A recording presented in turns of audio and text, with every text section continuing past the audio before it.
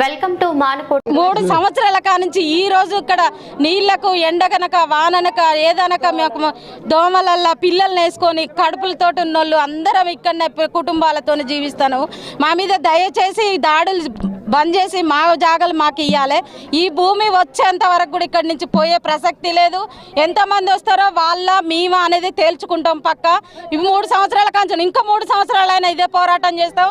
ఎవరైనా ఎమ్మెల్యే కుర్చీ దిగి రావాలి, దిగి వచ్చి మా సమస్యలేంది గెలిచిన కానుంచి ఒక్కరోజు కూడా మీకు పలానా మాట ఇచ్చిన ఆ రోజు మాట ఇచ్చిన సిపిఎం పార్టీ మాకు మద్దతు చేస్తే మీకు గుడిసెలు ఇస్తాము, మీ ఇల్లు మీకు కట్టిస్తాము, పట్టాలు ఇస్తాం మీకు అని చెప్పిన ఎమ్మెల్యే ఎందుకు రావట్లేడు, ఎందుకు మాట్లాడట్లేరు? మరి ఇంత ఘోరం జరుగుతుంటే ఎందుకు ఆడ కూర్చున్నాడు? వచ్చి మాతో మాట్లాడాలి, మా సమస్యలు ఏందో తెలుసుకోవాలి. ఇలా కుర్చీ ఎక్కంగానే మమ్మల్ని గొరగానియకుండా చేయడం కరెక్ట్ కాదు.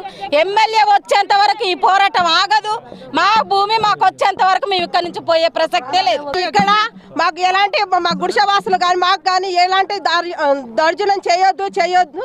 మీరు రిటర్న్ మీరు ఆఫీసర్లకు ఫోన్ చేసి మీరు పిలిపించుకోవాలి, చేయాలి.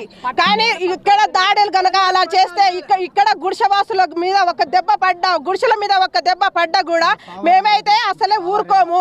పెట్రోల్ అయినా పోసుకొని ఇక్కడ సావైనా సస్తాం, లేకపోతే మిమ్మల్నే చంపుతాం, లేకపోతే మేమైనా సస్తాం ఇక్కడ.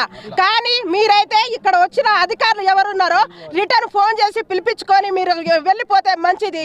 ఇక్కడ ఉంటే మాత్రం బాగుండదు. మీరు మాట ఇచ్చారు కాబట్టి మళ్ళీ మీకు అవకాశం లేదని అనుకోకండి. మాతోని మీకు ఖచ్చితంగా అవసరం ఉంటది కాబట్టి మీకు చెప్పేది ఒకటే, మీరు మా పేద ప్రజలకు ఒకటే మంచిగా చూసుకుంటే మీరు ఎప్పటికైనా ఉంటారు.